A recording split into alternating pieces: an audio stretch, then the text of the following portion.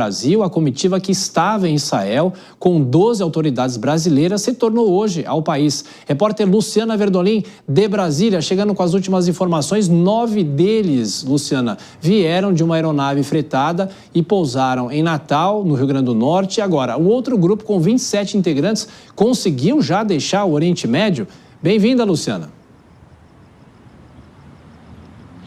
Boa noite, Thiago. Boa noite a todos. Olha, o outro grupo conseguiu, sim, são 27 autoridades que, com o apoio, do governo israelense, conseguiu cruzar a fronteira. E a explicação é a seguinte: a partir de agora, eles vão ser alocados em voos aqui para o Brasil, mas isso de acordo com a viabilidade, porque não está fácil nem para as autoridades locais conseguirem lugar em voos internacionais, porque está todo mundo querendo deixar a região. O governo de Israel vai bancar as passagens aéreas, garantiu o deslocamento dessas autoridades também, o que foi motivo, inclusive, de comemoração do Ministério das Relações Exteriores, que divulgou nota afirmando o seguinte, que houve uma cooperação do nosso ministro, Mauro Vieira, com o ministro das Relações Exteriores daquele país, o que está possibilitando essa retirada das autoridades. Tem ainda o problema da retirada dos turistas, mas isso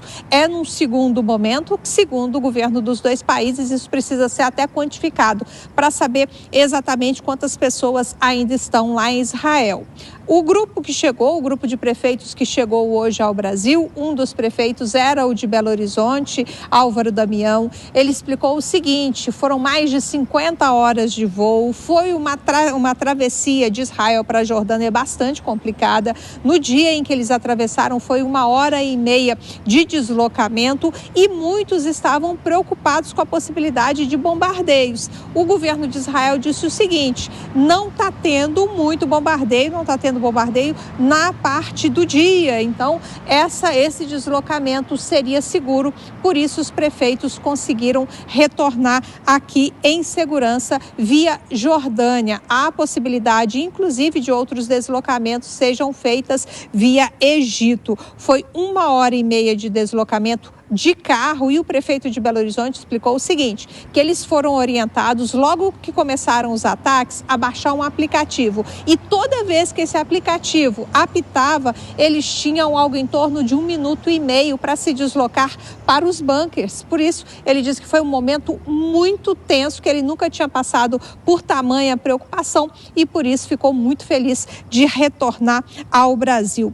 Tem também o prefeito de Nova Friburgo, Johnny Michael. Ele ressaltou que a delegação foi convidada para conhecer estratégias para melhorar a gestão dos municípios e não foi a passeio, como tem recebido críticas de várias autoridades. A gente tem, inclusive, um trechinho para acompanhar. Pessoal, depois de tanta tensão, angústia, aflição, graças a Deus chegamos à nossa amada e abençoada terra. Foram dias de terror, sem dormir e preocupação extrema. Nós fomos para Israel com o objetivo de aprender e sermos aprimorados a aplicar novos e modernos conceitos para o desenvolvimento de Nova Friburgo. No encontro com os prefeitos de Israel, desfrutamos de experiências, histórias de superação e evidenciamos o quanto uma gestão comprometida com os interesses públicos e focada no planejamento estratégico, principalmente de médio e longo prazo, produzem resultados incontestáveis. A embaixada lá em Tel Aviv recomenda aos brasileiros que ainda estão em Israel que fiquem muito atentos às recomendações que estão sendo dadas pelas autoridades locais. É isso, ficar atento à diplomacia brasileira para saber se outras pessoas serão retiradas de lá ou não, né, Luciana? Daqui a pouquinho você volta com mais informações, mais um giro com os nossos comentaristas. Bom, além dessa situação dessas autoridades brasileiras, não é, Dora? Hoje, na vitrine, esteve de novo o presidente dos Estados Unidos, Donald Trump, falando, dando discursos talvez dúbios, a possibilidade dos Estados Unidos atacarem o Irã, mas do outro lado ele diz que foi procurado por autoridades iranianas e talvez uma luz no fim do túnel para uma conversa. Dora?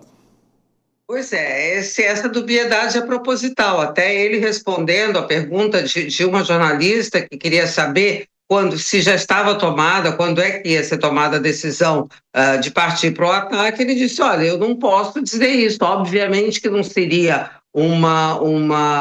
alguma decisão comunicada para nós, jornalistas, poderem assistir. Então, fica essa situação dúbia e hoje realmente a expectativa é saber se os Estados Unidos vão para o ataque ou se vão para a negociação. Agora, é uma decisão, não é fácil, né? Porque é preciso, o presidente americano também tem que sopesar situações internas, porque mesmo no Partido Republicano há uma divisão, aos que acham que é preciso partir para o ataque, aos que acham que não, né? Então, é uma decisão que não tem só a ver com a questão externa. E mais, né, tem sempre a sombra de dois fracassos estrondosos dos Estados Unidos ao partir para a guerra, que foi o Iraque e o Afeganistão, né?